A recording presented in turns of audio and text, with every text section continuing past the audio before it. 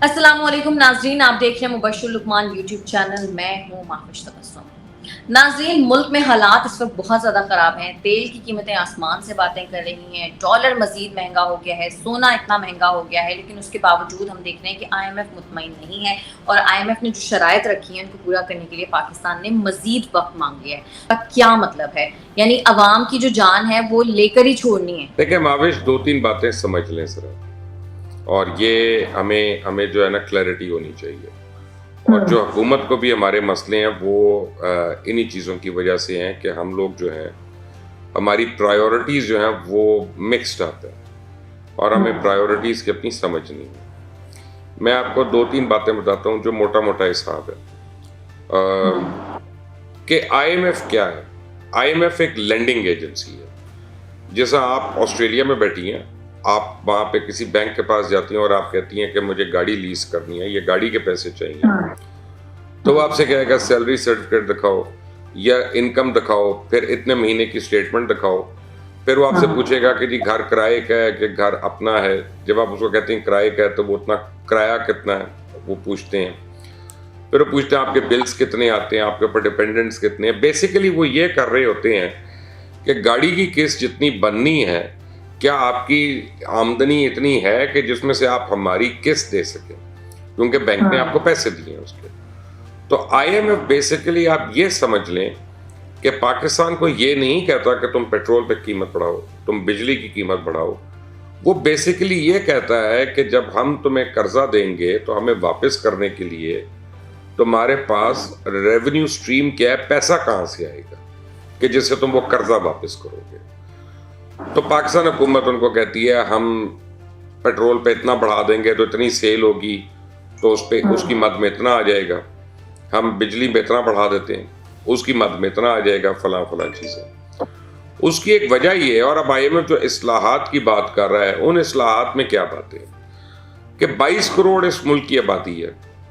मेरा ख्याल है कि सेफ हो के मैं ये कह सकता हूँ कि 8 करोड़ जो हैं, 7 करोड़ लोग यहाँ पे काम करते हैं, लेकिन टैक्स हमारे 20-22% के करीब लोग दे रहे हैं। और वो इसका मतलब है कि हमारी बहुत बड़ा इनकम का हिस्सा है जो डॉक्यूमेंटेड ही नहीं है, जो आ ही नहीं रहा। अब आपको मैं एग्जांपल देता हूँ, कराची में ज़ैनब मार्केट है, या सुआ बाजार है लाहौर का, या आजम क्लॉथ मार्केट है, या इसी तरह पिंडी बाड़ा है। ये सारी जो इकोनॉमी है, ये हमारी रेवेन्यू उसमें इसके काउंट नहीं हो रहा और इसके ऊपर टैक्स नहीं आ रहा, गवर्नमेंट नहीं अर्न कर रही। तो वो ये कहते हैं कि अपना टैक्स नेट बढ़ाओ और जो लोग पैसे कमा रहे हैं उनको जिम्मेदार करो। अच्छा, अब तीसरी चीज़ जो है कि ऐसे प्रोडक्ट्स जिनकी तुम्हें ज़रूरत नहीं है, या तो तुम वो मंगाओ ना ताकि तुम्हारे इम्पोर्ट बिल कम हो, या अपनी एक्सपोर्ट्स में ज़्यादा करो। तो अब हमारे पास क्या हो रहा है, हमारा फ्री ट्रेड भी है, हमारा चाइना से भी है, और भी शायद एक दो ममालिक से है।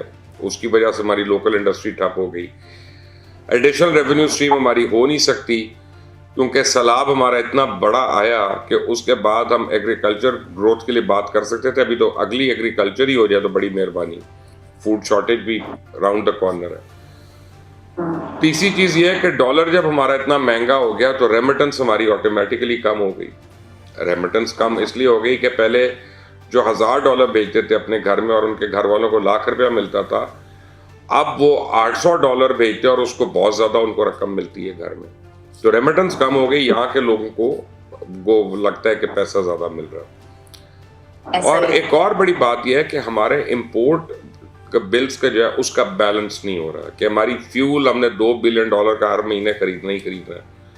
हमने अपनी गाड़ियां चलानी है अलग अलग होके। एक घर में 4 लोग हैं तो 4 गाड़ियां चलेंगी।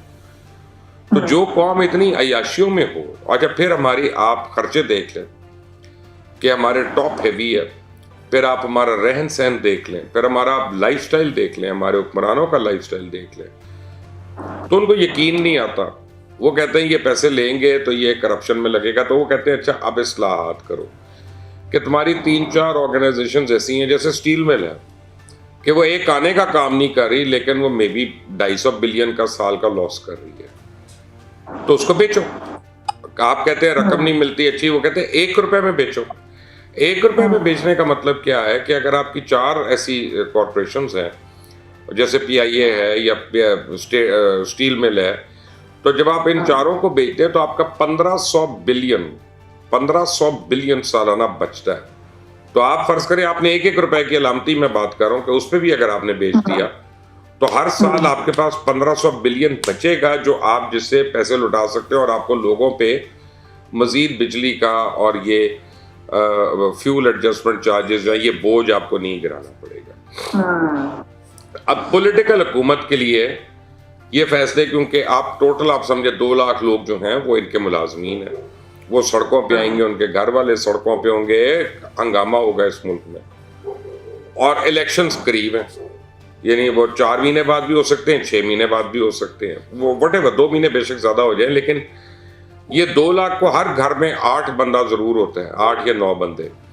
तो 2 लाख का जब आप मल्टीप्लाई करते हैं तो वो 25 लाख वोट जो है वो उनके खिलाफ पड़ रहा है, तो वो ये पॉलिटिकल हुकूमत ये अफोर्ड ही नहीं कर सकती।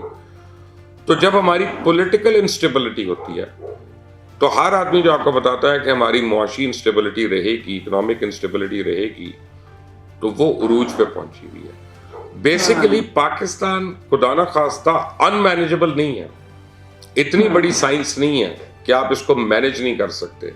आपको सख्त फैसले करने, आपको स्ट्रेट फैसले करने, जो चोरी कर रहा है उसको आपने सजा देनी है, जो गंद कर रहा है उसको आपने निपटना है, और जो बेगुनाह है उसको आपने चोरों का बोझ नहीं डालना। मसलन कि अगर आपकी बिजली फर्ज करें मुख्तलिफ इलाकों में पाकिस्तान के अगर 10% बिजली चोरी हो रही है तो वो पूरा करने के लिए 10% बिजली दूसरों के बिलों पे इजाफी चार्ज डालने की जरूरत नहीं है, क्योंकि उनका कसूर नहीं है, वो चोरी नहीं कर रहे। आपकी नालायकी है कि आप चोरी करने वालों को पकड़ नहीं सकते। ये लॉजिक बेसिकली।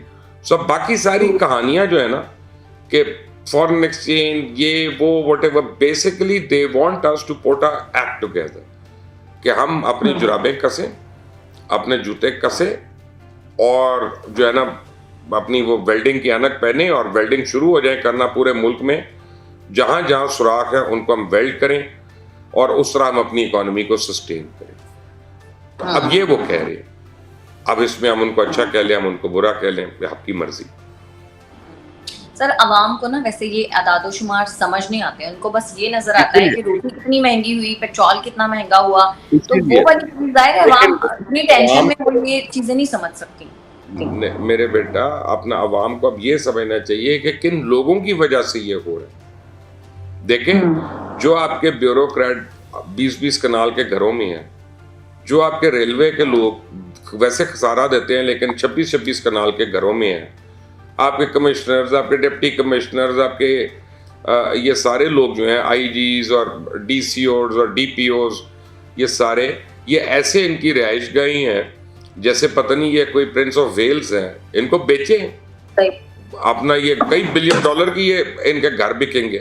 क्यों? ये सरकारी मुलाजमीन है, इनको सरकारी मुलाजमीन वाले अलाउंस मिलने चाहिए ना, इनको वो शहंशाहों वाले अलाउंसेस क्यों मिल रहे हैं, ये वो मार्जिन क्यों मिल रहे हैं। नाज़रीन, आज के प्रोग्राम से इतना ही। अगर आपको हमारी वीडियो पसंद आती है तो चैनल को कर दें लाइक, सब्सक्राइब और शेयर, और अपनी कीमती राय से हमें जरूर आगाह कीजिएगा। हमें इजाजत दें, अल्लाह ने।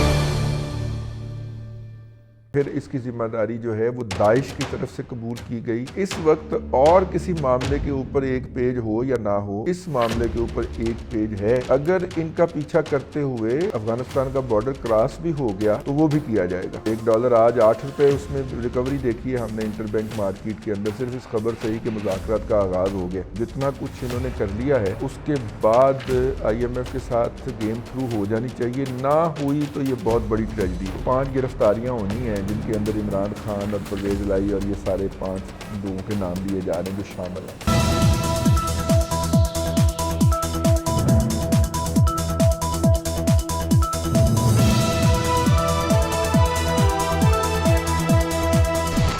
अस्सलाम वालेकुम नाज़रीन, प्रोग्राम बात से बात के साथ मैं हूं आपकी मेज़बान अफीफ़ा रो और मेरे साथ मौजूद है मुल्क के नामवर तज्ज़ियाकार रिजवान रज़ी साहब। अस्सलाम वालेकुम सर। वालेकुम अस्सलाम। सर आज खबरें तो बहुत सी हैं, लेकिन मैं चाहूँगी कि हम शुरू करें सानिया पेशावर से कि उनमें कैजुअलिटीज़ की तादाद आपको जैसा कि मालूम है, जो हमने कल व्लॉग किया था तब तो उतनी नहीं थी, लेकिन अब वो काफ़ी ज़्यादा बढ़ चुकी हैं क्योंकि छत गिर गई थी, जिस तरह से आपने कल पूरी तफसील बताई, तो उसके नतीजे में भी काफ़ी ज़्यादा कैजुअलिटीज़ हुई। और जो बात सामने आ रही थी कि इसकी जिम्मेदारी जो कबूल की गई है, अब सुनने में यह आया है कि उससे भी विड्रॉ कर लिया गया है। तो आप ज़रा हमें बताइएगा कि इस सिलसिले में जो है वो असल तफसीलात क्या हैं और अब आगे क्या होने वाला है। देखिए, जब हम व्लॉग रिकॉर्ड कर रहे हैं तो उस वक्त जी जो कैजुअलिटीज़ हैं वो 93 से क्रॉस कर चुकी हुई हैं, 93 बिल्कुल हो गई हैं। बाज़ टीवी 92 चला रहे हैं, बाज़ 93 चला रहे हैं। तो अभी सही वो जैसे जैसे वो छत का मलबा हटाया जाएगा तो उसके नीचे से वैसे वैसे ही वो लोग जो हैं, वो जो शहदा हैं, उनके जस्ताए खाकी निकलेंगे, तो ये कैजुअलिटी बढ़ भी सकती है। इसे आप APS-2 भी कह सकते हैं, क्योंकि इतनी ज़्यादा बिल्कुल कैजुअलिटीज़ या तो APS में हुई थी और या अब हुई हैं। या हाँ, एक तो ये बात जो है वो है। दूसरी बात ये है कि कल जैसे मैंने अर्ज़ किया था कि TTP ने उनके एक ग्रुप ने ज़िम्मेदारी कबूल की, और उसके जी बाद जो उनकी सेंट्रल मीडिया ऑर्गेनाइजेशन है, उन्होंने उससे बिरत का इजहार कर दिया। फिर जी दूसरे तरफ फिर इसकी ज़िम्मेदारी जो है वो दाइश की तरफ से कबूल की गई। फिर उनका जो सेंट्रल मीडिया सेल या तर्जुमान जो है, उसने बिरत का इजहार कर दिया कि नहीं नहीं, ये हमने नहीं किया। बुनियादी तौर पे शायद इन कातलों और दरिंदों को भी अंदाज़ा नहीं था कि ये कितना बड़ा कैजुअलिटी कर बैठे हैं। अब मुआशरे के अंदर ये इसी मुआशरे से अपने लिए बिल्कुल लेते हैं ना सपोर्ट, जी ये इसी जी सोसाइटी से सपोर्ट लेते हैं ना। तो जब ये सोसाइटी देखेगी, और वो लोग भी जो देखेंगे जो इनको डोनेशंस देते हैं या इनको सपोर्ट करते हैं या इनको हाइड आउट्स फराहम करते हैं, कि किस तरह इन्होंने बिल्कुल नमाज के लिए आने वाले लोगों के ऊपर जो है ये क़यामत बर्पा की है। और 93 फैमिलीज़ जो हैं, उनके ब्रेड अर्नर जो हैं, वो इस दुनिया से चले जी गए हैं बग़ैर किसी लॉजिक के, बग़ैर किसी मजहबी, मुआशरती, सियासी किसी लॉजिक के बग़ैर उनकी इन्होंने जान ली बिल्कुल है। तो अब उसका रिएक्शन आएगा।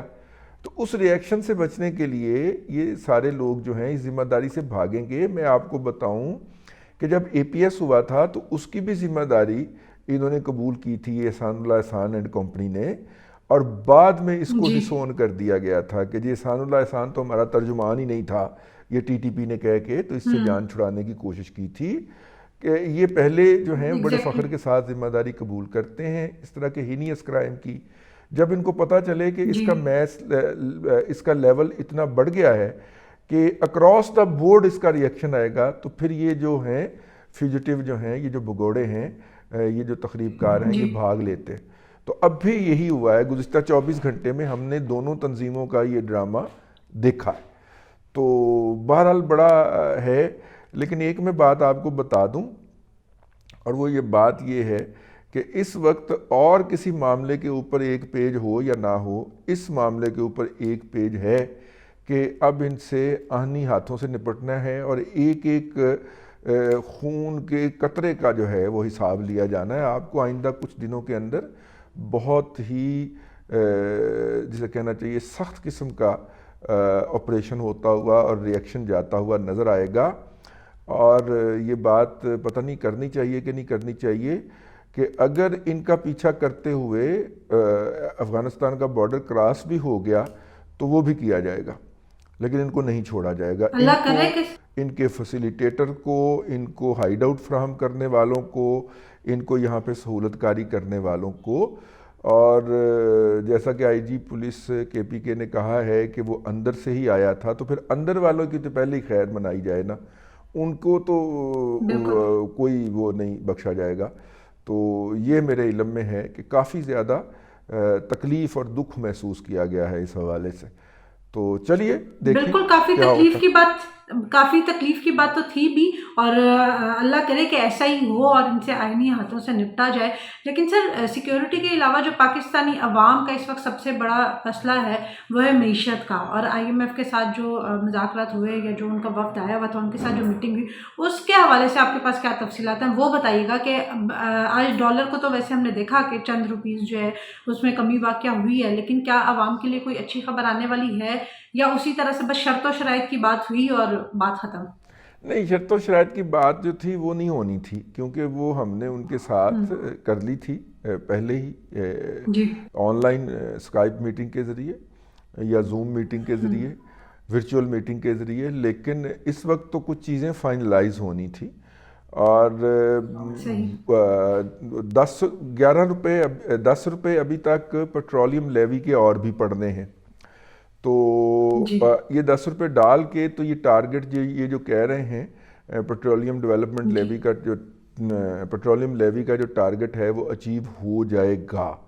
तो इसलिए ज़्यादा इम्कान है कि पेट्रोल, इसलिए मैं कह रहा हूँ ना कि पेट्रोल की कीमत के अंदर जो है वो $1 के बराबर जाना है इसने। और $1 आज 8 रुपये, उसमें रिकवरी देखी है हमने इंटरबैंक मार्केट के अंदर, सिर्फ इस खबर से ही कि मुज़ाकरात का आगाज़ हो गया। मुज़ाकरात का आगाज़ हो जाना ही सिंबॉलिक था, क्योंकि IMF का जो वफ़द था वो तो इसहाक डार साहब ने जो 1-2 बयानात दे दिए थे उसके बाद इनके साथ बैठने को तैयार नहीं था। लेकिन अब वो बैठे और जो है मुज़ाकरात चले हैं, बाकी चीज़ें हमने पूरी करनी हैं। एक चीज़ रह गई है, और वो गैस की कीमत में 50% इजाफा है। पेट्रोलियम की कीमत में इजाफा करके जो टैक्सेशन का टारगेट था ना, क्योंकि पेट्रोल की जितनी कीमत ज़्यादा होगी परसेंटेज वाइज उस पर उतनी टैक्सेशन आपको पता है ज़्यादा मिलेगी, और फिर आप एडिशनल लेवी भी लगाएंगे तो यूँ रेवेन्यू रिकवरी हो जाएगी, एक बात। और दूसरा जो है वो अल्लाह आपका भला करे, जो कल दौरा हुआ है जिसमें हमने वो दौरा शोकेस करना था IMF को कि जनाब हमारे दोस्त हमारे साथ खड़े हुए हैं, वो UAE के फरमारवा का जो दौरा था वो कल रहीम यार खान में अपने महल में मौजूद होने के बावजूद भी इस्लामाबाद तशरीफ़ नहीं लाए और वापस अबू धाबी चले गए। तो उसके बाद ज़ाहिर है कि ये सारे दोस्त ममालिक जो है हमारे, इंक्लूडिंग चाइना, उनका तो मुतालबा यही है ना कि आप IMF के साथ अपने मिल के खाते सीधे करें, तो फिर हम भी आपके लिए मुट्ठी खोल देंगे, जनेवा वाला भी मामला हो जाएगा। तो ये यूँ ये मामला जो हैं ये चलते रहेंगे। मेरा ख्याल है कि जितना कुछ इन्होंने कर लिया है उसके बाद IMF के साथ गेम थ्रू हो जानी चाहिए। ना हुई तो ये बहुत बड़ी ट्रेजेडी होगी, लेकिन हो जाएगी, क्योंकि जब इन्होंने कर लिया है यही उनकी शराइत थी ये वाली। तो अल्लाह करे सैनिटी परवेल करे और खाम खा की बहस के अंदर ना उलझें इसहाक डार साहब ओवर कॉन्फिडेंट होके, और अब उन्हें इस बात के ऊपर बताएं कि जनाब ये आपके मुतालबात हैं, ये हमने कर लिया। तो ज़्यादा इम्कान है कि हो जाएगा, ज़्यादा इम्कान तो यही। अल्लाह करे कि ये हो जाए और पाकिस्तानी अवाम को कुछ सुकून मिले, क्योंकि अभी तक तो जो हालात हैं बहुत ही बुरे हैं। लेकिन एक अच्छी खबर, अवाम को सुकून नहीं मिल रहा, इसीलिए हमने अपनी मेज़बान को ना तुर्की भेज दिया है। ठीक है, हम भेज रहे हैं अपनी मेज़बान को तुर्की, वहाँ पे जाके आला तालीम हासिल करके आएँ, PhD करके आएँ। इस कौम को जो पढ़े लिखे लोगों की बहुत ज़्यादा ज़रूरत है, और आपको हम विश करते हैं। लेकिन सर आपको पता है पाकिस्तानी कहीं भी चले जाए, वहाँ जो मर्जी अच्छे हालात हों, लेकिन पाकिस्तान में जब कुछ बुरा होता है ना तो उनका वही हालत होती है और वो उसी तरह तड़पते हैं जिस तरह से जो यहाँ पे लोगों की हालत होती है।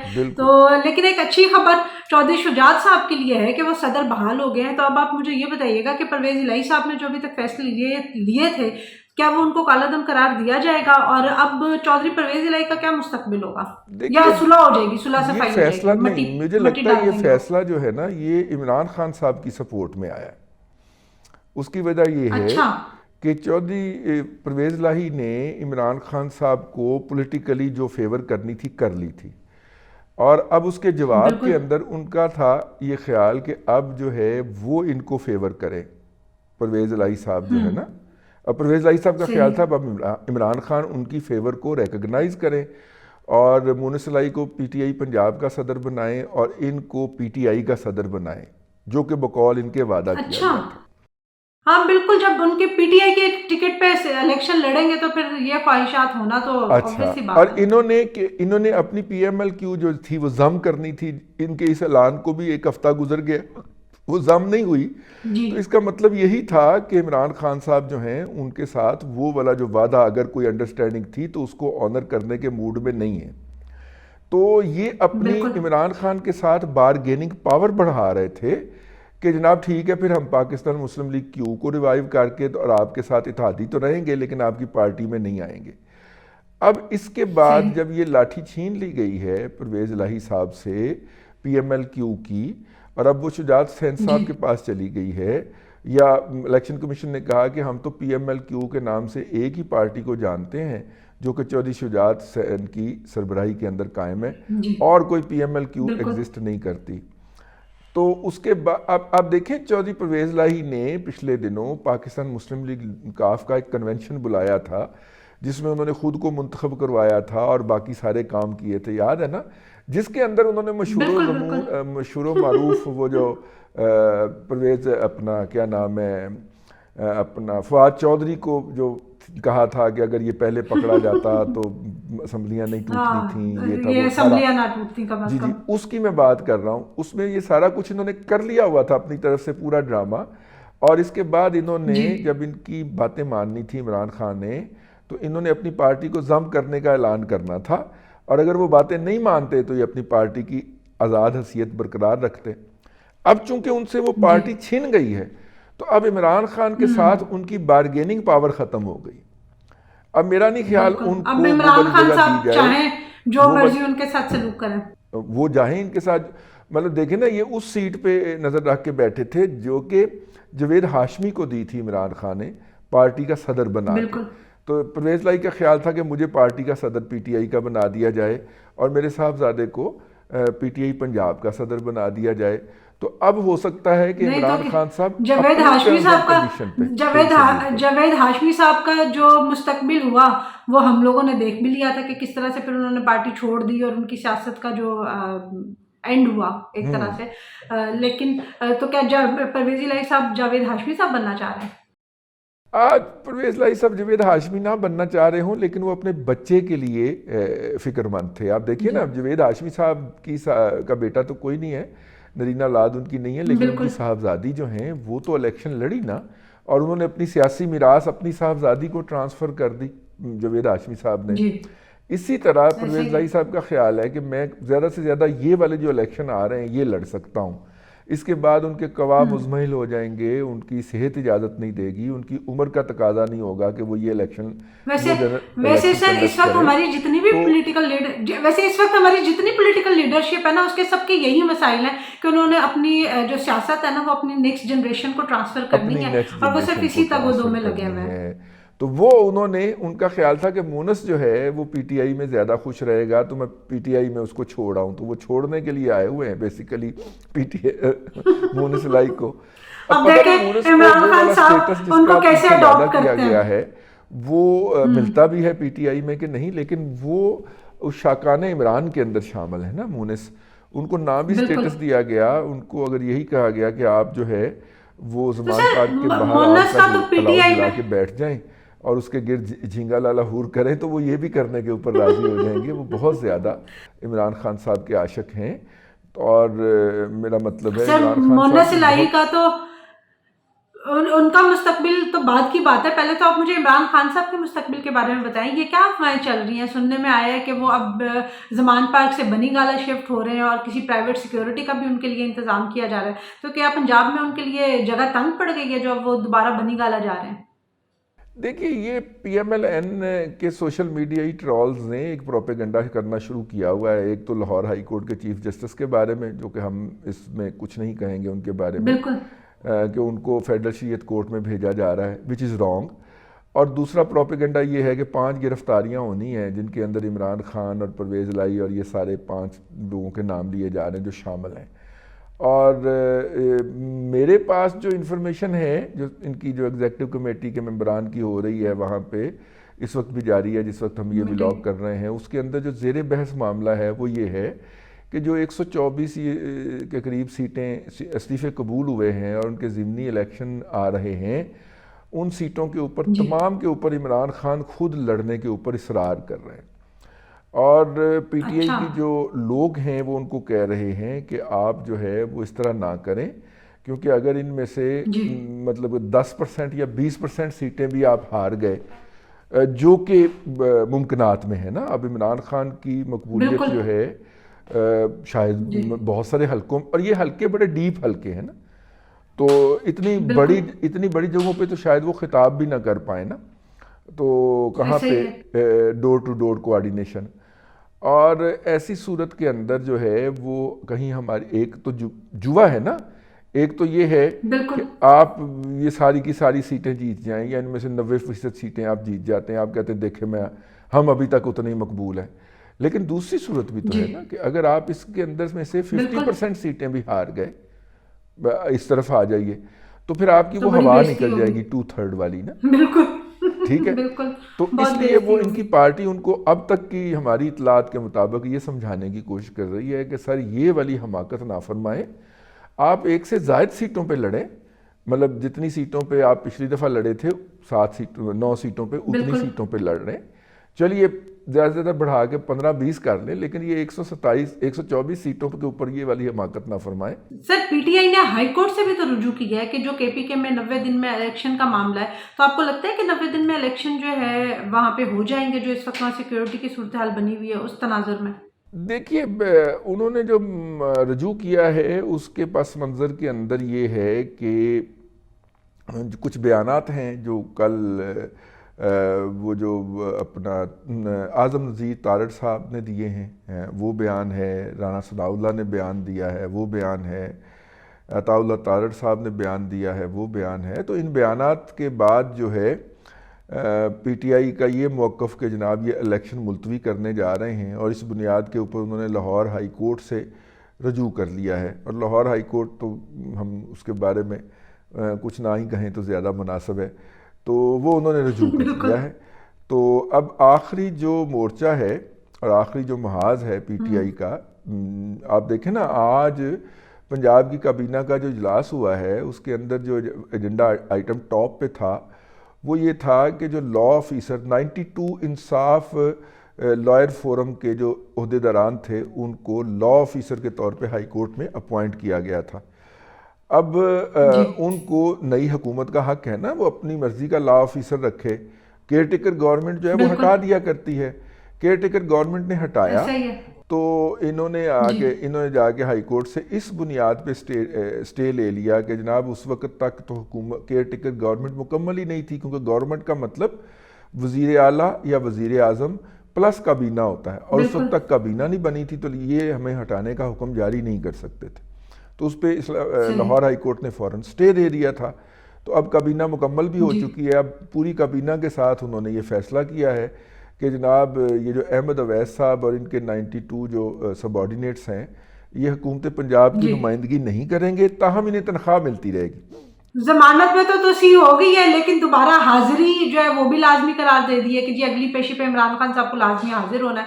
तो ये ममनुआ फंडिंग केस का ये फैसला ये किसी एक तरफ लग क्यों नहीं जाता? ये कब तक ऐसे ही लटकता नहीं रहेगा? नहीं, लटकता नहीं रहेगा। इमरान खान साहब की ज़ाती अपीयरेंस जो है वो ज़रूरी है, और वो पेश नहीं हुए और अगली दफ़ा भी नहीं होंगे, वो अपनी सेहत का जस्टिफिकेशन दे के। लेकिन चार्ज फ्रेम हो जाने का जो वाक़ ये इंतज़ार कर रहे हैं कि एडिशनल डिस्ट्रिक्ट एंड सेशन जज जो हैं वो इनके ख़िलाफ़ फ़ैसला दें, और ये जो हैं इसके ख़िलाफ़ हाई कोर्ट से स्टे ले लें। और जो लोग इमरान खान को मल्टीपल सीट से इलेक्शन लड़ने से मना कर रहे हैं, वो ये भी कह रहे हैं कि देखिए अगर इलेक्शन से ज़िमनी इलेक्शन से ऐन पहले इसमें फ़ैसला आ गया तो फिर वो सारी तो सीटें एक बड़ी पीटीआई की सुर्खी तरफ से होगी। खाली करार पा जाएंगी। तो इसलिए बिल्कुल। उनका एक जवाज़ ये भी है। तो ये फ़ैसला बहुत फास्ट ट्रैक पे जा रहा है, ओपन एंड शट केस है।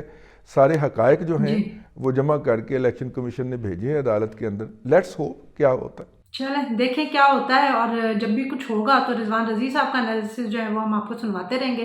वीडियो आपको पसंद आई हो तो नाज़रीन इसको लाइक ज़रूर कीजिएगा, शेयर कीजिएगा, कमेंट सेक्शन में हमें अपनी राय का इजहार करना मत भूलिएगा। अंटिल द नेक्स्ट टाइम, अल्लाह हाफिज़।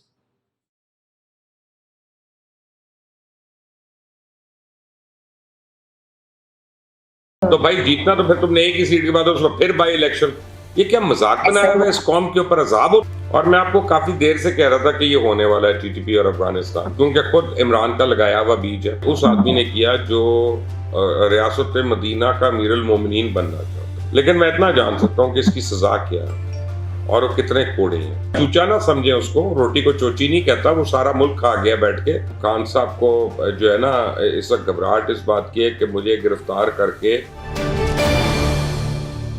अस्सलामुअलैकुम नाजरीन, आप देख रहे हैं मुबश्शिर लुकमान यूट्यूब चैनल। मैं हूँ माहविश तबस्सुम।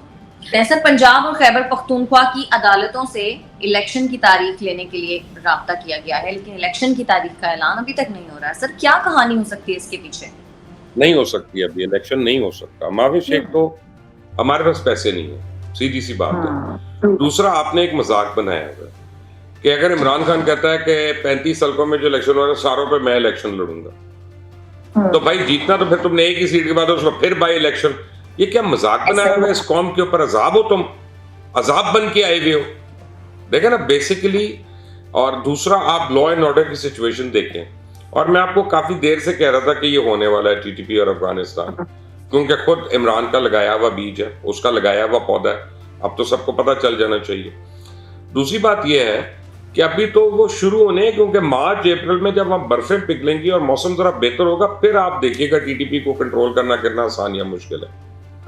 अभी तो मोबिलिटी नहीं है, अभी तो माइनस में है टेम्परेचर जो है, ठीक है ना। अभी तो हर आदमी तो नहीं मूव कर सकता पहाड़, बर्फ वाले पहाड़ों से और ये वो, तो ये जरा पिघलने दे, फिर आप देखिए कि उनकी आमदोरफ्त जो है वो कितनी आसान है, कितनी मुश्किल है।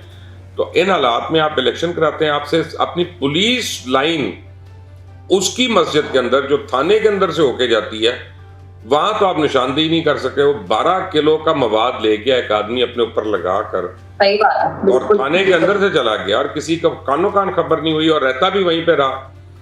तो ये आपने पिछले 9 साल में जो हुकूमत की है केपीके के अंदर, आप उसके बाद ये अलमिया देख लें, ना आपकी सीटीडी काम के काबिल है, ना आपकी पुलिस है, ना आपके दीगर इदारे हैं, स्पेशल ब्रांच वगैरह। तो अब फिर आप लोगों को इतनी मुराद और तनख्वाहें क्यों देते जा रहे हैं हम लोग? सही बात है। लेकिन सर, ये जो आपने खान साहब के 33 हल्कों में इलेक्शन लड़ने की बात की, इस पर पार्टी के अंदर भी जो है वो फूट पड़ गई है। उम्मीदवार जो है वो इतराज कर रहे हैं, वो ये कह रहे हैं कि खान साहब के ऊपर ऑलरेडी मुकदमात है और अगर कोई इतराज लग गया तो सीट खाली रह जाएगी, और वैसे भी अगर जीत भी गए तब भी एक के अलावा बाकी सीटें तो खाली रहेंगी। यही तो मैंने आपको कहा। लेकिन उम्मीदवारों का एक और मसला है माविश, क्योंकि देखिए इलेक्शन लड़ने के लिए कुछ ना कुछ तो खर्चा चाहिए ना। तो वो इमरान जो जगह का उम्मीदवार हो सकता है ना, उसको कहता है कि भाई तुमने अब खर्च करना है यहाँ पे, जो मेरी इलेक्शन कैंपेन है। तो पहले वो इस इलेक्शन में खर्चे, फिर अगले बाई इलेक्शन में खर्चे, उसके 3 महीने के बाद जनरल इलेक्शन होगा उसमें खर्चे। तो खान की जिद के आगे वो पागल हो जाए, उसे घर बिक जाए, तो ये तो नहीं हो सकता ना। तो लड़ाइयाँ तो बहुत हुई हैं, और ये लड़ाइयों के ऊपर मजीद तफसीलात जो है वो अभी मैं अपने एक और वीलॉग में भी दे चुका हूँ, तो आप अगर वो भी देख लें तो उसमें भी आई है। मुफ्ती सईद ने एक इंकशाफ किया है। वैसे तो मैं इस चीज को अच्छा नहीं समझती कि हम किसी की पर्सनल लाइफ के बारे में इस तरह बात करें, क्योंकि सजा और जजा का हक हमें नहीं है, अल्लाह को है। लेकिन वो ये कहते हैं कि बुशरा बीवी और खान साहब ने, जाहिर है उनका पहले जो निकाह हुआ और उसके बाद दोबारा निकाह हुआ, लेकिन वो इद्दत के जो दिन गुजारे वो 48 डेज थे, और वो ऑब्वियसली वो उन्होंने गुनाह किया। तो सर, इस तरह के बयान सामने आ रहे हैं, इन पर आप क्या कॉमेंट करेंगे? देखिए बात यह है कि गुनाह नहीं किया, गुनाह कबीरा किया, और ये उस आदमी ने किया जो रियासत मदीना का अमीरुल मोमिनीन बनना चाहता है, तो उसकी पकड़ भी ज्यादा है। देखें, ये तो अल्लाह ताला ने बार बार फरमाया कि तुम में से जो आलिम है, तुम में से जो समझदार हैं, वो उनकी ज्यादा पकड़ है, अगर तब वो गुनाह करते हैं। क्योंकि एक आदमी जिस तक इस्लाम का पूरा मैसेज ही नहीं पहुंचा, तो उससे अगर कोई गुनाह सरजर्द होता है तो शायद उसमें कहीं ना कोई तफकीफ हो।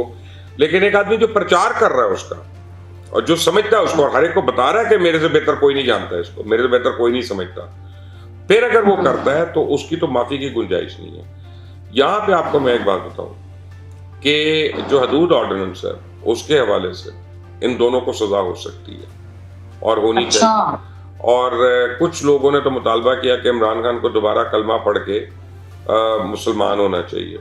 मुझे उसका नहीं पता, क्योंकि वो तो कोई आलिम जो है वो इसके ऊपर फतवा दे सकते हैं, या उलमा अगर इज्तिहाद करते हैं वो बता सकते हैं। लेकिन मैं इतना जान सकता हूँ कि इसकी सजा क्या है और वो कितने कोड़े हैं, और वो दोनों को पढ़ने चाहिए, ठीक है ना। और उसके तो ये वाजिब हो गए, क्योंकि अब मुफ्ती साहब की अपनी गवाही आ गई कि इन दोनों ने उसकी इस्लाम की बेहुरमती की है, इद्दत की बेहुरमती की है, और उस टाइम की बेहुरमती की, बल्कि लेकिन सर क्या पता बुशरा बीवी ने सही डेट खान साहब को भी ना बताई हो। और यार आपके खान मासूम है बस है, और है ना, बाकी सारी दुनिया झूठी है। लेकिन बाय द वे मुफ्ती सईद ने ये बात जो है ना इमरान खान को कही थी, तो इमरान खान ने उनको ये कहा था कि मैं जानता हूं अब मेरी इज्जत आपके हाथ में है, आपने संभाला। तो ऐसी इतना चूचा ना समझे उसको, रोटी को चोची नहीं कहता, वो सारा मुल्क खा गया बैठ के। लेकिन सर चले ना, नहीं सर उन्होंने क्या 4 साल हुकूमत की, उन्होंने क्या खाया 4 साल में जो किया, आज हमारे ऊपर बखिए उतरे हुए माबिश हमारे। अल्लाह ना करे कि ऐसे कुछ आगे 4 महीने भी हम देखने पड़े, हम तो बर्दाश्त ही कर। इस टाइम जो पाकिस्तान के हालात है ना, मैं तो खुद खान साहब को मशवरा दूंगी कि वो इलेक्शंस जीत के प्राइम मिनिस्टर ना बने, क्योंकि हालात कंट्रोल में नहीं होंगे और वो बुरे बन जाएंगे। बात यह है कि जब एक बच्चा पैदा होता है ना माविश, तो इसका ये मतलब नहीं है कि गड़बड़ 9 महीने पहले हुई सर लेकिन 4 साल से भी तो 70 सालों से पहले होती है। तो बात यह है कि खान साहब ने जो किया वही हम काट रहे हैं इस वक्त, जो बीजा था वही काट रहे हैं। तो पिछले 70 सालों में भी यही हो रहा है। 70 सालों का सही कह रही हैं आप। ऐसा करें कि वो मिला लें 70 साल का कर्जा और जो इन्होंने लिया, और मैं चुप कर जाऊंगा। आप खुद मुझे बता दिएगा दोनों के फिगर्स क्या है। पूरी हुकूमतों के कर्जे लिए हुए और सिर्फ इमरान के लिए हुए, और पूरी हुकूमतों में जितने कर्जे वापस हुए वो भी, और जितने इस हुकूमत में वापस हुए वो भी। पूरी हुकूमतों में जितने डेवलपमेंट प्रोजेक्ट्स लगे और इस हुकूमत में जितने डेवलपमेंट प्रोजेक्ट्स लगे, 3 चीजें आप मुझे खुद लिख कर दे दें, आप जो कहेंगी मैं उतना सलूट करूंगा आपको। ठीक है सर आबिद शेर अली साहब ने एक शेड्यूल शेयर किया है। वो ये कहते हैं कि खान साहब गिरफ्तारी के डर से जमान पार्क वाले बिल में छुपे हुए हैं, और वो कहते हैं पंजाब के करीबी अजला से रोज 400-500 बंदे बुलवाए जाते हैं, उनकी ड्यूटी लगाई जाती है। आपके ख्याल में क्या वाकई खान साहब गिरफ्तारी से डर रहे हैं? डर नहीं रहे, बहुत ज्यादा घबरा रहे हैं। और खान साहब को जो है ना इस वक्त घबराहट इस बात की है कि मुझे गिरफ्तार करके मुझे जगाएंगे, मुझे जगह जगह फिराएंगे, मेरी दवाई मुझे नहीं मिलेगी, फिर मैं क्या करूँगा जब कई दिन नहीं मिलेगी दवाई, मुलाकातियों पे पाबंदियाँ होंगी, सब कुछ होगा। भाई जेल होती है, और वो भी जब ऐसे आदमी को मिले तो आबिद शेर अली साहब ने सही कहा कि पेड लोगों को, यानी जो हमने सलाब जदगान का फंड था वो खर्च भी तो होना है ना आफ्टर ऑल, इसीलिए तो उनके नाम पे फंड लिया गया था, उनमें लगाया नहीं गया था।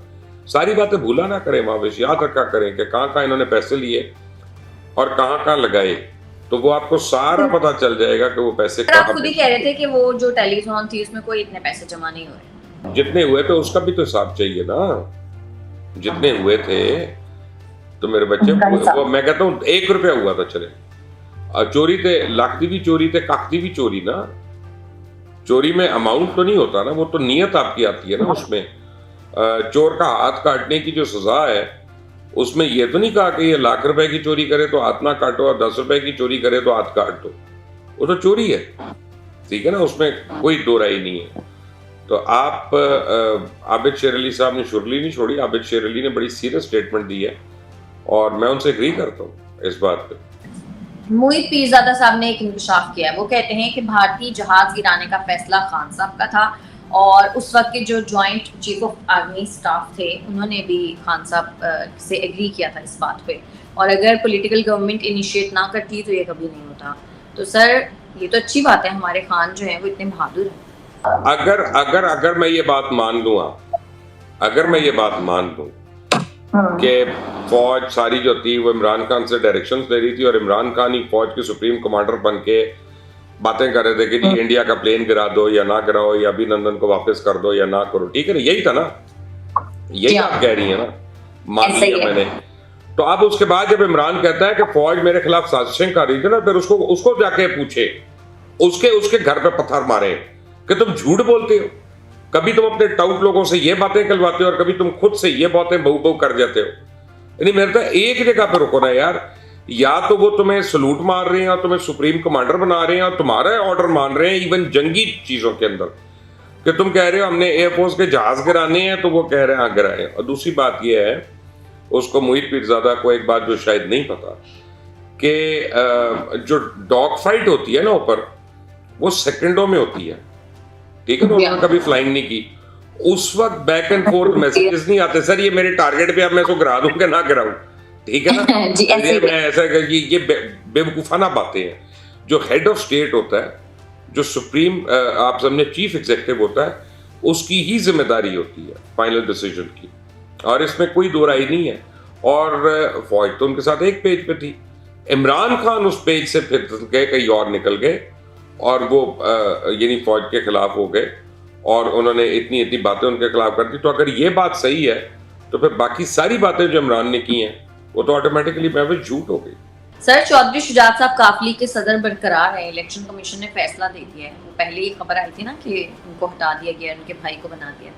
चौधरी परवेज अली का बुरा वक्त आया है, कभी उनका ड्राइवर पकड़ा जाता है शराब की बोतलों के साथ, और कहता है चौधरी साहब के लिए पकड़ी थी, चौधरी साहब के लिए लेके जा रहा था, मैं 10 साल से उनका ड्राइवर हूं। शुजात साहब की बात करें, कभी चौधरी परवेज की कॉन्स्पिरेसी जो है वो खराब हो जाती है चौधरी शुजात को हटाने वाली, एक्चुअली हटा नहीं सकते, ठीक है ना। वो ऐसे गैर कानूनी इजलास नहीं बुला सकते जिसमें पार्टी के जनरल सेक्रेटरी और दीगर ओहदेदारान ना हो। उन्होंने जिन लोगों का इजलास बुलाया वो पंजाब पीएमएल के थे, पाकिस्तान पीएमएल के नहीं थे, क्यू के नहीं थे। तो ये फैसला रिवर्स होना था, और चौधरी शुजात ने रिस्टोर होना था। अब जो इम्पोर्टेंट बात है ना, वो ये कि चौधरी शुजात जवाबी वार क्या करते, वो बड़ी एक इम्पोर्टेंट बात है, करते भी हैं या नहीं करते, देखते हैं। ठीक है मुबश्शिर साहब, बहुत शुक्रिया आपका। नाज़रीन, आज के प्रोग्राम से इतना ही। आपको हमारी वीडियो पसंद आती है तो चैनल को कर दें लाइक, सब्सक्राइब और शेयर, और अपनी कीमती राय से हमें जरूर आगाह कीजिएगा। हमें इजाजत दें, अल्लाह ने 1,07,000 स्टूडेंट्स को compete करके उन्होंने पाकिस्तान का नाम रोशन किया है। 100 में से 99 यानी 99 मार्क्स लिए हैं, जो कि एक रिकॉर्ड है। दोस्त अहबाब भी सब खुश हैं, बस कुछ दोस्त हैं जो कह रहे हैं कि तुम हमारे लिए तानों का बायस बन रहे हो। सीसीए में तो हमने देखा है कि लोगों को कई साल लग जाते हैं और उनसे पास नहीं हो रहे होते पेपर्स। पाकिस्तान के एजुकेशन सिस्टम की अगर मैं बात करूं तो यहाँ पे थोड़ा रट्टा सिस्टम ज़्यादा उसको प्रोवोक किया जाता है। इतनी अपॉर्चुनिटीज़ नहीं दी जाती उन स्टूडेंट्स को कि वो ग्लोबल लेवल पे अपने टैलेंट को शोकेस कर सकें। जिन उस्तादा ने खुद टॉप ना किया हो, उनका स्टूडेंट जो है वो पूरी दुनिया को टॉप कर जाए, तो वो कैसा माहौल होता है क्लास। ना मैं बहुत ज़्यादा इंटेंस पढ़ता हूँ, बल्कि मैं अपनी सोशल एक्टिविटीज़ भी रखता हूँ, क्रिकेट खेलता हूँ, दोस्तों के साथ जाता हूँ, सब कुछ करता हूँ।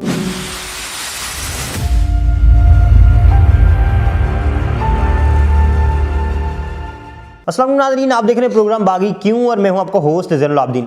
नाज़रीन, आज हमारे साथ जो मेहमान मौजूद हैं, उन्होंने ना सिर्फ पाकिस्तान को बल्कि पूरी दुनिया को हैरान किया है। जी हाँ, 180 ममालिक में से उन्होंने पहली पोजीशन ली है ACCA के एक एग्जाम में। 100 में से 99 यानी 99 मार्क्स लिए हैं, जो कि एक रिकॉर्ड है। और 180 ममालिक के तकरीबन 1,07,000 स्टूडेंट्स को compete करके उन्होंने पाकिस्तान का नाम रोशन किया है और पहली पोजीशन हासिल की है। जी हाँ, हमारे साथ मौजूद हैं हुज़ैफा जमील साहब, जिन्होंने ये कारनामा सर अंजाम दिया है। उनसे बात करते हैं। अस्सलाम वालेकुम हुज़ैफा, बहुत शुक्रिया आप तशरीफ लाए। वालेकुम अस्सलाम जी, बहुत शुक्रिया आपने बुलाया। ठीक है, अच्छा मुझे ये बताएं कि हम लोग जो हैं, हम तो अकेले भागे तो हम सेकंड आते हैं, तो आप 1,07,000 लोगों से आपका मुकाबला था। ये एक्सपेक्टेशंस थी कि आपकी पहली पोजीशन आएगी? नहीं, पहली पोजीशन की एक्सपेक्टेशन तो बिल्कुल भी नहीं थी। ग्लोबली टॉप करने की ना मेरा प्लान था ना एक्सपेक्टेशन थी, लेकिन एम ज़रूर रखा था कि अच्छे मार्क्स लेने, क्योंकि फाइनेंशियल अकाउंटिंग में मेरा इंटरेस्ट भी बहुत ज़्यादा है। लेकिन ग्लोबली टॉप कर जाऊँगा इसकी एक्सपेक्टेशन नहीं थी। एक्सपेक्टेशन नहीं थी। कैसे महसूस कर रहे हैं? मुबारकबादें आ रही हैं, वालिदैन खुश हो रहे हैं, दोस्त अहबाब कह रहे हैं कुछ, कैसा महसूस हो रहा है, क्या चीज़ें चल रही हैं? जी अल्हम्दुलिल्लाह, अल्लाह का करम है, बहुत ज़्यादा खुशी महसूस हो रही है और मुबारकबादें भी आ रही हैं, वालिदैन भी बहुत ज़्यादा खुश हैं और दोस्त अहबाब भी सब खुश हैं। बस कुछ दोस्त हैं जो कह रहे हैं कि तुम हमारे लिए तानों का बायस बन रहे हो।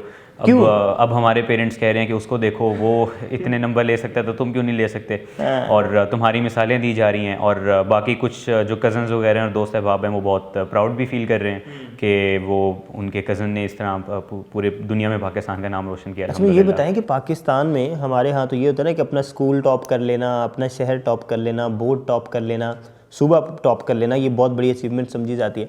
तो कौन कौन से 180 ममालिक में कौन कौन से बड़े डेवलप्ड कंट्रीज़ आते हैं? ऑब्वियसली ये इंग्लैंड से सारा कुछ जो है वो ACCA का सारा डील होता है, तो इंग्लैंड के भी स्टूडेंट्स होंगे और दूसरे ममालिक के भी स्टूडेंट्स होंगे, तो कैसा महसूस होता है? क्योंकि हमारे यहाँ तो ये समझा जाता है कि हम अंडर डेवलप्ड कंट्रीज़ हैं, हम उतने लाइक फाइक नहीं हैं जितनी वेस्टर्न कंट्रीज़ जो हैं वो लाइक फाइक हैं, तो फिर कैसा महसूस होता है? पहला तो ये, और दूसरा ये कि उन लोगों को कम्पीट करना कैसा है? बहुत अच्छा फ़ील होता है और मेरा ये इस बात पे यकीन है कि पाकिस्तान में बहुत टैलेंट है और बहुत लाइक फाइक बच्चे हैं, लेकिन उतनी अपॉर्चुनिटीज़ नहीं दी जाती उन स्टूडेंट्स को कि वो ग्लोबल लेवल पे अपने टैलेंट को शोकेस कर सकें। और बिल्कुल आपने जैसा जिक्र किया कि यूके की क्वालिफ़िकेशन है, इसमें यूके के स्टूडेंट्स होते हैं, यूरोप की बहुत से कंट्रीज़ के स्टूडेंट्स होते हैं, बहुत सी डेवलप्ड कंट्रीज़ के स्टूडेंट होते हैं, और एशिया के गल्फ़ कंट्रीज़, हर जगह के स्टूडेंट्स होते हैं, और उनमें जब आपकी पहली पोजीशन आती है तो बहुत अच्छा लगता है और बहुत अच्छा महसूस होता है। बहुत अच्छा महसूस होता है। मुझे बताएं, 99 मार्क्स आपके आए। एक और पाकिस्तानी स्टूडेंट थी ज़ारा नईम, उन्होंने 96 मार्क्स लिए, उन्होंने भी टॉप किया। जी जी। तो आपने एक तो टॉप किया, एक प्रीवियस रिकॉर्ड भी तोड़ा, तो ज़ारा नईम ने कोई आपसे रंजिश नहीं शो की कि ये क्या किया आपने, मेरा रिकॉर्ड भी तोड़ दिया? नहीं, उनकी मुझे मुबारकबाद का मैसेज आया था और वो बहुत खुश भी हुई थी, और बिल्कुल इन्हीं स्टूडेंट्स को देख के मोटिवेशन मिलती है। और भी मेरे कई क्लास फेलोज़ हैं जिन्होंने नेशन वाइड पोजीशंस ली, और उन्हीं को देख के मोटिवेशन मिलती है कि जब वो ले सकते हैं तो हम क्यों नहीं ले सकते। ठीक, बिल्कुल सही कह रहे हैं। अच्छा, मुझे ये बताएं कि हमारे यहाँ तो यूजुअली ये कंसेप्ट पाया जाता है कि जब आप मैट्रिक करते हैं तो आप जो है वो बढ़ते हैं FSC की जानिब, और FSC में आप कोशिश करते हैं कि मेडिकल में एडमिशन हो। अगर आप कंपैरेटिवली अच्छा पढ़ने वाले हैं तो मेडिकल और फिर इंजीनियरिंग, ये 2 ऑप्शंस होती हैं। तो ACCA का ख्याल कैसे आया? और ACCA में तो हमने देखा है कि लोगों को कई कई साल लग जाते हैं और उनसे पास नहीं हो रहे होते पेपर्स, तो ACCA का ख्याल कैसे आया और इस शौक़ को कैसे बिल्ड किया? आई थिंक मैं अगर अपने थोड़े से बैकग्राउंड की बात करूं तो स्कूल में अक्सर ही मेरे मैथ्स में कंपैरेटिवली सबसे अच्छे मार्क्स होते थे, और अकाउंटिंग की साइड पे मेरा इंटरेस्ट थोड़ा ज़्यादा था क्योंकि मेरे फादर भी इसी फील्ड से हैं, अकाउंटिंग और ऑडिटिंग के, उनका 30 इयर्स का ऑलमोस्ट एक्सपीरियंस है। तो आई थिंक वहीं से मुझे भी इस चीज़ का शौक़ बिल्डअप हुआ, और मेरे भाई ने मुझे ACCA रिकमेंड किया था, और जो मेरा इंस्टीट्यूट है स्कैन स्कूल ऑफ अकाउंटेंसी, वो भी मेरे भाई ने बताया था, और वहाँ पे मैंने जब जाके उनसे इन्फॉर्मेशन वगैरह ली, और इसका जब मुझे पता चला कि वर्ल्ड वाइड रिकग्निशन है इसकी 180 कंट्रीज़ में, और इसको कंप्लीट करने के बाद आप पूरी दुनिया में कहीं भी आपको बहुत अच्छी अपॉर्चुनिटीज़ मिलती हैं, तो फिर मैंने इसको। आपकी जो बेसिक तालीम है, अर्ली एजुकेशन, वो आपने कहाँ से हासिल की? क्योंकि हमारी जो स्कूलिंग है, और यहाँ पे तो ये समझा जाता है कि ये बड़ी कंसेप्चुअल स्टडी है ACCA, तो आपका जो बेसिक है, बेस कहाँ से बनी, कौन सी स्कूलिंग थी, और आप क्या समझते हैं स्कूलिंग का किस कदर किरदार होता है ACCA में परसू करने के लिए? मेरी स्कूलिंग जो अर्ली एजुकेशन है वो सऊदी अरेबिया से थी, मेरी वहीं की पैदाइश है। अच्छा, और अच्छा। मैं 16-17 साल वहीं पे रहा हूँ। उसके बाद रिसेंटली पाकिस्तान हम लोग शिफ्ट हुए हैं, और O लेवल्स की अकाउंटिंग मैंने पढ़ी हुई है, मैंने पेपर नहीं दिए थे, मैंने मैट्रिक के पेपर्स दिए थे। और मेरे ख्याल से कि पाकिस्तान के एजुकेशन सिस्टम की अगर मैं बात करूँ तो यहाँ पे थोड़ा रट्टा सिस्टम ज़्यादा उसको प्रोवोक किया जाता है, और कंसेप्चुअल पे थोड़ा फोकस कम होता है। और यानी वो जो आपने वक्त गुजारा सऊदी अरेबिया में, वो आपको फ़ायदा दे गया, वो जो बेस आपकी बनी वहाँ? बिल्कुल, वो फ़ायदा दे गया। और ACCA क्योंकि थोड़ी टेक्निकल क्वालिफिकेशन है, इसमें ज़्यादा कंसेप्चुअल के ऊपर फोकस किया जाता है। और अगर हम बात करें इसके पेपर्स की भी, तो उसमें रट्टा बिल्कुल भी नहीं है, इनफैक्ट उसमें बहुत ज़्यादा प्रैक्टिकल इम्प्लीकेशन के बारे में बात होती है, तो उस वजह से ये थोड़ी सी डिफ़िकल्ट भी है। अच्छा, ये बताएं, आप जिन असातिज़ा से पढ़ रहे हैं, ऑब्वियसली उन्होंने भी ये जो सब्जेक्ट्स हैं ये पढ़े हुए हैं, लेकिन उन्होंने टॉप नहीं किया, तो जिन उस्तादा ने खुद टॉप ना किया हो, उनका स्टूडेंट जो है वो पूरी दुनिया को टॉप कर जाए, तो वो कैसा माहौल होता है क्लास का? बिल्कुल, उनको बहुत उनके लिए मेरे ख़्याल से फ़ख्र की बात होती है, और वो बहुत खुश होते हैं। और एक उस्ताद की हमेशा मेरे ख़्याल से यही ख्वाहिश होती है कि जो उसके शागिर्द हैं वो उनसे भी आगे निकल जाएं। और मेरे जो टीचर हैं सर ज़ुबैर सलीम, जिन्होंने मुझे ये पेपर पढ़ाया, मैं उनके बहुत उनसे इंस्पिरेशन भी मिलती है, उनकी अपनी भी पोजीशंस आई हुई हैं, और उन्होंने बहुत अच्छा पढ़ाया, और जिस अप्रोच के साथ वो लेके चले उससे मुझे बहुत ज़्यादा फ़ायदा हुआ। ठीक है। अच्छा, ये बता दें कि स्कोप क्या है ACCA का, पाकिस्तान में क्या स्कोप है, इंटरनेशनली क्या स्कोप है? क्योंकि हमारे यहाँ लोग, आपको पता है कि इस फील्ड में बहुत ज़्यादा आते ही नहीं हैं, और शायद इस वजह से नहीं आते कि इसका उस कदर स्कोप नहीं है। तो आप क्या समझते हैं, स्कोप बेहतर है, और आप किस तरह से परसू करेंगे आगे जो आपकी है, जो प्रैक्टिकल लाइफ है उसको? ACCA एक बड़ी वास्ट फील्ड है, और इसके अंदर बहुत ज़्यादा करियर अपॉर्चुनिटीज़ हैं। आप बात करें अगर फील्ड्स की, तो इसमें टैक्सेशन की फील्ड है, इसमें ऑडिटिंग की फील्ड है, फाइनेंशियल रिपोर्टिंग है, फाइनेंशियल मैनेजमेंट है, कॉस्टिंग है, डाटा एनालाइजिंग है। आप अपने इंटरेस्ट के मुताबिक इसमें कैरियर परस्यू कर सकते हैं। और अगर स्कोप की मैं बात करूँ तो फिर से वही बात आती है कि 180 कंट्रीज़ के अंदर ये रिकगनाइज्ड है ग्लोबली, और आपको अपॉर्चुनिटीज़ मिलती हैं। लेकिन अगर स्पेसिफिकली पाकिस्तान की बात की जाए तो मेरे ख्याल से, मेरे पॉइंट ऑफ व्यू में CA की, क्योंकि CA पाकिस्तान की क्वालिफिकेशन है, उनके स्टूडेंट्स को थोड़ी सी ज़्यादा प्रेफरेंस दी जाती है ओवर ACCA स्टूडेंट्स। एज क्या है हुज़ैफ़ा आपकी? मेरी एज तकरीबन 20 ईयर्स है। 20 साल के हैं आप? जी। अच्छा, मुझसे भी छोटे हैं आप, तो आप क्या समझते हैं, आप यंगेस्ट भी होंगे फिर ये जिन्होंने ये अचीव किया है? बिल्कुल हो सकता है, क्योंकि अक्सर जो ACCA के स्टूडेंट्स हैं उनमें तकरीबन 80 to 90% वो स्टूडेंट्स होते हैं जो FSC के बाद ACCA को ज्वाइन करते हैं, लेकिन मैंने मैट्रिक के बाद ही ज्वाइन कर लिया था। सो आई थिंक ये भी। दिन में आपने कितने घंटे, क्या टाइम मुख्तस किया हुआ है? कोई अपनी स्पेस रखी हुई है घर में जहाँ पे बैठ के पढ़ना है, या जैसे रूटीन में स्टूडेंट्स पढ़ते हैं वैसे ही पढ़ते नहीं, हैं? मैं बिल्कुल नॉर्मल स्टूडेंट्स की तरह पढ़ता हूँ। ना मैं बुक वॉर्म हूँ और ना मैं बहुत ज़्यादा इंटेंस पढ़ता हूँ, बल्कि मैं अपनी सोशल एक्टिविटीज़ भी रखता हूँ, क्रिकेट खेलता हूँ, दोस्तों के साथ जाता हूँ, सब कुछ करता हूँ। और अगर मैं अपने पढ़ने की रूटीन की बात करूँ तो मैं डेली का लेक्चर डेली घर आके रिवाइज़ करता होता हूँ और अपने नोट्स बनाता हूँ और लेक्चर अटेंटिवली लेता हूँ। ये बहुत एक इंपॉर्टेंट चीज़ है। मेरी अटेंडेंस तकरीबन 100% होती है। 70% लोग फेल हो जाते हैं ACCA को अटैम्प्ट करते हुए, तो आपके जहन में ये डर था पहले? और दूसरा ये कि ये इतने इस कदर जो लोग फेल होते हैं ये क्यों होते हैं? क्योंकि आपके तो 100 में से 99 मार्क्स हैं, लेकिन एक तो कितने % चाहिए होते हैं पास होने के लिए, और दूसरा ये है कि लोग इस कदर फेल क्यों होते हैं? 50% इसके पासिंग मार्क्स होते हैं, और फेल होने की मेन रीज़न मैं यही समझता हूँ कि टेक्निकल क्वालिफिकेशन है, टेक्निकल पेपर्स हैं, प्रैक्टिकल इम्प्लीकेशन होती है कॉन्सेप्ट्स की, और रट्टे वाला पास नहीं हो सकता। मैं कई एग्जांपल्स हैं, क्लास फेलोज़ हैं कई ऐसे जिनके FSC मैट्रिक के अंदर 90% से अब मार्क्स हैं, लेकिन ACCA के उनसे पेपर्स नहीं पास हो पा रहे। तो आई थिंक एक तो इंटरेस्ट के ऊपर भी डिपेंड करता है, आपका इंटरेस्ट होना चाहिए इस फील्ड में, और दूसरा आपका जो कंसेप्चुअल है उसको, आपको कॉन्सेप्ट्स को ग्रैब करके उसको अपने अल्फाजों में बयान करना है। जी, जो ACCA करना चाहते हैं, जो दूसरे स्टूडेंट्स इस तरफ आना चाहते हैं, उनके लिए कोई पैगाम देना चाहें आप? उनके लिए यही पैगाम है कि अगर आपको अकाउंटिंग एंड फाइनेंस के अंदर इंटरेस्ट है, आप समझते हैं या आप इंटरेस्ट बिल्ड कर सकते हैं, तो ये एक बहुत अच्छी क्वालिफिकेशन है जिसकी वर्ल्ड वाइड रिकग्निशन है, और इसको ज़्यादा टाइम भी नहीं, आपको ज़्यादा से ज़्यादा एक एवरेज स्टूडेंट को 3 साल लगते हैं ACCA को कंप्लीट करने में, और एक बहुत अच्छी क्वालिफिकेशन है जिसका आगे बहुत अच्छा स्कोप है और बहुत अच्छी अपॉर्चुनिटीज़ है। आप फ्यूचर प्लान क्या है आपके? पाकिस्तान का नाम तो आपने रोशन किया, मजीद क्या प्लानिंग है? फ़िलहाल मेरा फोकस ACCA की कंप्लीशन पे है, जिसको इंशाल्लाह 6 से 9 माह और लगेंगे, और उसके बाद फिर हमारी 3 साल की प्रैक्टिकल एक्सपीरियंस रिक्वायरमेंट होती है, जिसको मैं Big 4 की किसी ऑडिट फर्म में ज्वाइन करके इंशाल्लाह कंप्लीट करना चाहूँगा, और उसके बाद फिर मैं इंडस्ट्री में ऑफर्स आना शुरू हुई हैं अभी? फ़िलहाल अगर आ रही हैं, 1-2 आई हैं, लेकिन मेरा फोकस अभी सिर्फ ACCA को कंप्लीट करने पे है। ठीक है, बहुत शुक्रिया। हुज़ैफ़ा जमील साहब हमारे साथ मौजूद थे, जिन्होंने पूरी दुनिया में पाकिस्तान का नाम रोशन किया, और उन्होंने ये साबित किया है कि अगर आप अपने एम के साथ कमिटेड हैं तो ज़रूरी नहीं है कि आप वेस्टर्न कंट्री में पैदा हों और आप वहाँ जाके जो है वो अपनी तालीम को परस्यू करें। आप पाकिस्तान में रहते हुए आप सारी चीज़ें यहाँ पे मैनेज कर सकते हैं, आप यहाँ पर बैठकर दुनिया को फ़तह कर सकते हैं। इसी पैगाम के साथ कि हुज़ैफ़ा हमारे लिए रोल मॉडल हैं, और इस तरह के नौजवान जो हैं अगर उनको हम अपने रोल मॉडल सेट करते हैं तो पाकिस्तान जो है वो दिन दुगनी रात चुगनी तरक्की कर सकता है। इसी के साथ हमें दीजिए इजाज़त। अल्लाह हम नासिर।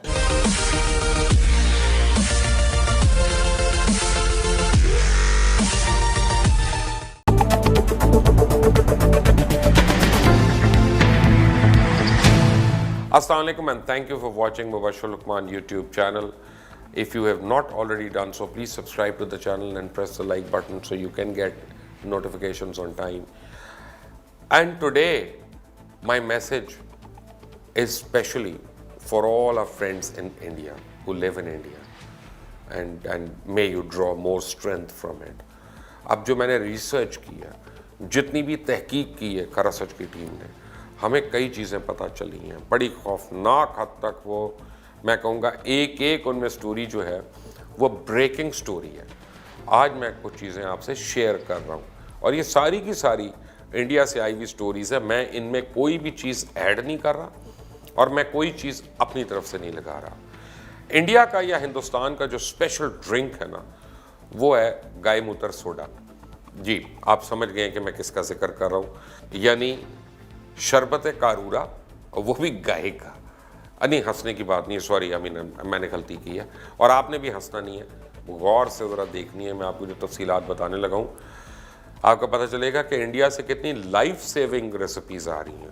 बहुत से इंडियन स्पेशलिस्ट जो हैं, मैंने यूट्यूब पे भी देखा है, मैंने इंटरनेट पे भी देखा है, मेरी टीम ने भी इसको खंगाला कि गाय के पेशाब में वो कहते हैं जी एलोपैथिक दवाई स्प्लोक और एमॉक्सिलिन इसकी ख़ास मकदार पाई जाती है, और ये 48 बीमारियों को जड़ से उखाड़ने की सलाहियत रखता है। कैसे? मसलन tuberculosis, sugar, diabetes, arthritis, osteoarthritis, bronchitis, pneumonia जैसी खतरनाक 48 बीमारियां जो हैं वो गाय का पेशाब पीने से बिल्कुल ठीक हो जाती हैं, ये उनका क्लेम है। और अब आप फौरन पूछेंगे कि कैसे पीना है, तो भाई आधा कप सवेरे सवेरे खाली पेट पीना है, सुबह सुबह, अलस सुबह, निहार मुंह, और रोज देसी गाय का 3-4 महीने पी लो, सब बीमारियां मिट जाएंगी। आंखों में बीमारी है तो एक एक कतरा वो उसके पेशाब का अपनी आंखों में डाल लें और आँख की बीमारी मिट जाएगी। पता नहीं आँख बचती है कि नहीं, लेकिन बीमारी ज़रूर ख़त्म हो जाएगी। कान में बीमारी है, कान में डाल लें, कान की बीमारी ख़त्म हो जाएगी। बाल गिर जाएंगे, तेल मिलाकर मालिश कर लें, बाल गिर वापस आ जाएंगे। पैर फट जाएंगे, कोई टेंशन की बात नहीं है, मालिश कर लें। भला किससे? उसी से। खुजली हो, गाय मूत्र की मालिश कर ले। मैं ये ख्याल था कि इससे तो खुजली शुरू होगी, लेकिन वो कहते हैं खुजली का इलाज है, खुजली ठीक हो जाएगी। ऐसी कोई बीमारी ही नहीं है जो गाय के पेशाब से ठीक ना हो। और तो और जो गाय का पेशाब पीता है, इसकी शराब छुट जाती है, क्योंकि शराब में भी सल्फर होता है और गाय मूत्र में भी। यानी आपका महंगा शौक जो है वो ख़त्म हो जाएगा और मुफ्त का शौक जो है आपका, वो आपका इलाज भी है और नशा भी है। अगर किसी शख्स के मुंह में फंगल इन्फेक्शन हो जाए तो इसको माउथ वॉश के तौर पे इस्तेमाल करें, कुलियाँ करें, खूब गागल्स करें, आपका मुंह ठीक हो जाएगा। और अगर नॉर्मल डिलीवरी नहीं हो रही है तो गाय की बछड़ी का उसका पेशाब लें, उसमें 100 ग्राम गोबर मिलाकर छान लें, सुबह दोपहर शाम घूंट दें। जिसको डॉक्टर ने ऑपरेशन बताया, शाम तक नॉर्मल डिलीवरी हो जाएगी, कोई ऑपरेशन नहीं करवाना पड़ेगा। बच्चा पेट में उल्टा हो जाए माँ के तो कोई बात नहीं, गोबर गाय मूत्र की 3 खुराक दें, बच्चा माँ के पेट में सीधा हो जाएगा। सीधा क्या, मेरा तो ख्याल दौड़ना शुरू हो जाएगा, लेकिन खैर वो कहते हैं सीधा हो जाएगा। और इसके अंदर इतनी ताकत है कि दुनिया में एक आंखों की बीमारी है जिसे कहते हैं रेटिनल अटैचमेंट, इसका कहीं इलाज नहीं है। और एक बीमारी है ग्लूकोमा, ये बगैर ऑपरेशन के ठीक ही नहीं होता। ये एक माह गाय का पेशाब पिए, ठीक हो जाएगा। ऐनक उतारनी है, कोई टेंशन नहीं, गाय मूत्र आंखों में डाले, ऐनक उतर गई। यहाँ तक कि जूनागढ़ के एग्रीकल्चरल यूनिवर्सिटी के मुताबिक गाय के पेशाब से कैंसर का इलाज भी मुमकिन है। और ये 1 साल की तहकीक के बाद उन्होंने ढूंढ निकाला जो अमेरिका, बरतानिया और दुनिया के तरक्की पजीर ममालिक सदियों में नहीं कर सके। गाय के पेशाब में सल्फर, कैल्शियम, आयरन, मैग्नीशियम इसमें है और बगैर किसी साइड इफेक्ट के मुफ्त में। इसे जल्दी हिंदुस्तान के स्टोर्स में गाय के पेशाब मिला सोडा नज़र आएगा आपको, बहुत जल्दी आने वाला, मैस मार्केट होने वाला है। एक हिंदू इंतहा पसंद तंजीम एक सॉफ्ट ड्रिंक लॉन्च कर रहे हैं। हाँ, जैसे कोको कोला है, पेप्सी है, मरिंडा है, फैंटा है, उसमें वो भी लॉन्च करें जिसमें गाय का पेशाब होगा, क्योंकि गाय मूत्र का जादू तो आपको मैं पहले बता चुका हूँ। भारत में जहाँ लोग दकियानूसी बातों के गुलाम हैं, वहीं हिंदू इंतहा पसंद गरीब आवाम को खूब बेवकूफ़ बना रहे हैं, जिसमें ज़ात पात धर्म के अलावा एक मज़ाक़ा खेज़ मजाक गाय मूत्र से मौत के अलावा हर चीज़ का इलाज मुमकिन बना रहे हैं। गाय मूत्र का जादू आपने मुलाहिज़ा फरमा लिया। अब हिंदू इंतहा पसंद तंजीम जो RSS है, इंडिया से बैरून ममालिक के असरात को घटाना चाहते हैं और उन्हें उम्मीद है कि गाय के पेशाब में ये सब जो है ये बाकी सॉफ्ट ड्रिंक से ज़्यादा बिकेगा और बाकी गैर मुल्की सॉफ्ट ड्रिंक्स ख़त्म हो जाएंगे वहाँ पे, और ये सॉफ्ट ड्रिंक सबके लिए फ़ायदेमंद होगा। मल्टीनेशनल कंपनीज़ के सॉफ्ट ड्रिंक्स के अज्जा के मुतालिक लोगों को ख़बरदार होना पड़ता है, लेकिन उनका कहना है हमारी सॉफ्ट ड्रिंक में तो फ़ायदे ही फ़ायदे हैं, क्यों नहीं चलेगा, यूँ चलेगा। अगरचे इस गाय के पेशाब मिले सॉफ्ट ड्रिंक के नाम और फ्लेवर के बारे में अभी तक फ़ैसला नहीं किया गया, लेकिन हिंदू इंतहा पसंद या इंतहा परस्त कहते हैं कि इसमें जड़ी बूटियाँ भी मिलाई जाएंगी और ये गाय मूत्र, गाय का पेशाब सॉफ्ट ड्रिंक होगा। और एक बोतल में 5 से 6 मिलीलीटर गाय का पेशाब है और इसी में दूसरा फ़ायदा या फ़ायदेमंद जड़ी बूटियाँ भी शामिल हैं।